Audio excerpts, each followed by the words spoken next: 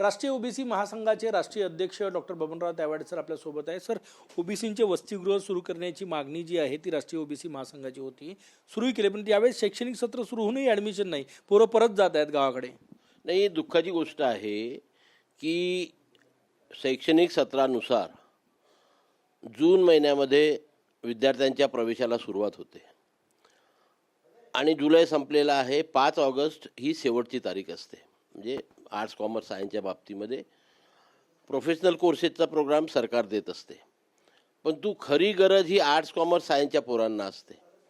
आणि म्हणून सत्र सुरू झाल्यानंतर जी प्रवेश प्रक्रिया आता 5 ऑगस्टला संपणार आहे, त्याच्या कमीत कमी 1 ते 1.5 महिना आधी सरकारने ही जाहिरात द्यायला पाहिजे. म्हणजे मुलांना हे माहीत होते की आता आम्हाला हॉस्टेलमध्ये प्रवेश मिळू शकणार आहे. शहराच्या ठिकाणी येऊन, जिल्ह्याच्या ठिकाणी येऊन ते प्रवेश घेतात आणि मग हॉस्टेलकरता अर्ज करतात. कारण तर हॉस्टेलकरता अर्ज करताना प्रवेश प्रक्रिया पूर्ण होणे फार गरजेचं आहे. आणि म्हणून ही लांबलचक प्रक्रिया असल्यामुळे ही आतापर्यंत सुरू होऊन जायला पाहिजे होती. म्हणजे आता जर ते ऑगस्ट आणि सप्टेंबरमध्ये सुरू करतील तर विद्यार्थ्यांना प्रवेश मिळेल डिसेंबरपर्यंत. मग हे 6 महिने विद्यार्थ्यांनी कुठे राहायचं, त्यांचा निर्वाह भत्ता कोणी द्यायचा, हा सर्व प्रश्न विद्यार्थ्यांपुढे आणि पालकांपुढे उपस्थित होत असते.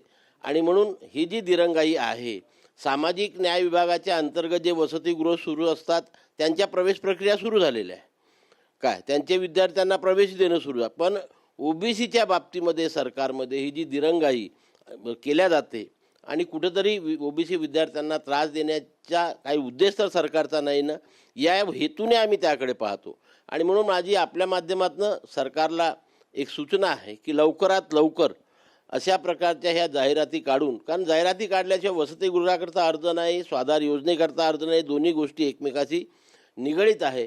आणि म्हणून सरकारने ही प्रक्रिया लवकरात लवकर सुरू करावी आणि विद्यार्थ्यांना व पालकांना न्याय द्यावा. त्याचबरोबर दुसरा महत्त्वाचा प्रश्न असा आहे की SC आणि ST विद्यार्थ्यांना सत्र सुरू झाल्यापासून तर परीक्षा संपेपर्यंत हा जवळजवळ 12 महिन्याचा कालावधी होतो.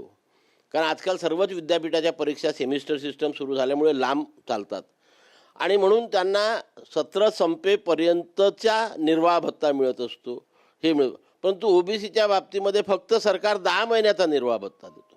म्हणजे त्या पोराची जर परीक्षा लांबली आणि हे झालं तर पुढील जो कालावधी असते 1, 2, 3 महिन्याचा, त्याचा खर्च हा विद्यार्थ्याला स्वतः सहन करावा लागतो. हा जो दुजाभाव आहे, हा जो भेदाभेद आहे SC ST आणि ओबीसीमध्ये, तो सुद्धा सरकारने दूर करायला पाहिजे.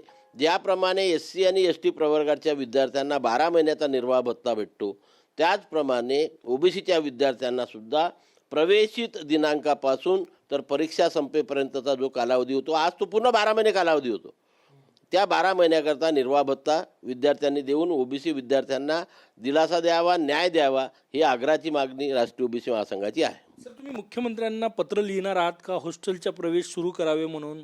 नक्कीच लिहू ना. आता जी परिस्थिती आली आणि आज जे आमच्या लक्षामध्ये आलं, बहुतेक 7 ऑगस्टला आमचे मुख्यमंत्री बेंगलोरच्या अधिवेशनाला येणार आहेत. त्या अधिवेशनामध्ये सुद्धा अतुल सावेसुद्धा त्या अधिवेशनाला येणार आहेत. त्यांच्या एवढ्या लोकांच्या समक्ष त्या ठिकाणी आवर्जून आम्ही ही मागणी त्या ठिकाणी मांडणार आहोत. सर, याला जोडूनच बेंगलोरला राष्ट्रीय ओबीसी महासंघाचं महाधिवेशन आहे. पूर्वी विजय वडेट्टीवार जी तुमच्या अधिवेशनात यायचे, पण यावेळेस त्यांनी आता आपली वेगळी मंडल यात्रा काढलेली आहे. म्हणजे ओबीसींचे 2 कार्यकर्ते, 2 नेते, वेगवेगळे कार्यक्रम आहे. नाही, हे बघा, ओबीसी समाज एवढा मोठा समाज आहे, 60% ओबीसी समाज आहे. आणि म्हणून म्हणत असतो की जेवढा मोठा समाज असतील तेवढे जास्त नेतृत्व समाजामध्ये तयार व्हायला पाहिजे. परंतु हे नेतृत्व तयार असताना जे महत्त्वाचे समाजाचे मुद्दे असतात त्याच्यामध्ये नेत्यांमध्ये कुठेतरी एकमत व्हायला पाहिजे की ही आग्रहाची मागणी आपण सर्व मिळून मागायला पाहिजे. आणि शासनाने जर एखादा निर्णय काढला असेल, शासन निर्णय काढला असेल, तर तो समाजाच्या फायद्याचा आहे, तोट्याचा आहे, त्याच्यामुळे समाजाचं नुकसान होणार आहे, नाही होणार, याचा अभ्यास करून सर्वच ओबीसी नेत्यांना आपल्या माध्यमातून माझी एक विनंती आहे की ज्याच्यामुळे समाजाचं नुकसान होणार नाही, त्याच्यामुळे समाजाचं नुकसान झालं हे सांगून इतर लोकांना जो टार्गेट केलं जाते त्याच्यामुळे हे कुठेतरी मतभेद होत जातो, दुसरं काहीच नाही आहे. मंडल यात्रा आहे. नाही, ती दरवर्षीच निघत असते. यावर्षी क्रेडिट त्यांच्याकडे चाललेलं आहे. ही मंडल यात्रा सुद्धा मागील 4-5 वर्षापासून सतत निघत असते. आयोजक त्याचे वेगळे असतात. यावेळेस ते नेतृत्व त्यांच्याकडे गेलेलं आहे. जावं, त्यांनी करावं ना. आम्ही काय, अरे हे तर एवढा मोठा 60% लोकसंख्येचा हा भारत देश आहे. वेगवेगळ्या संघटना जोपर्यंत अनेक संघटना उभारणार नाही, अनेक लोकांचं नेतृत्व पुढे येणार नाही, तोपर्यंत हा समाज संघटित होणार नाही. आणि म्हणून काहीतरी मतभेद झाले असतील, ते आमच्यापासून गेले, त्यांनी वेगळं नेतृत्व दिलं, आम्ही त्यांचं स्वागत करतो. आमच्याला काही दुःख नाही आहे.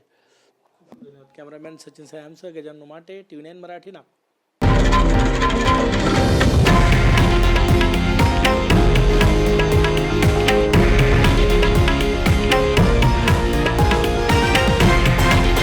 हे आहे देशातील नंबर 1 न्यूज नेटवर्क आणि आपण पाहत आहात TV9 मराठी, एकमेव.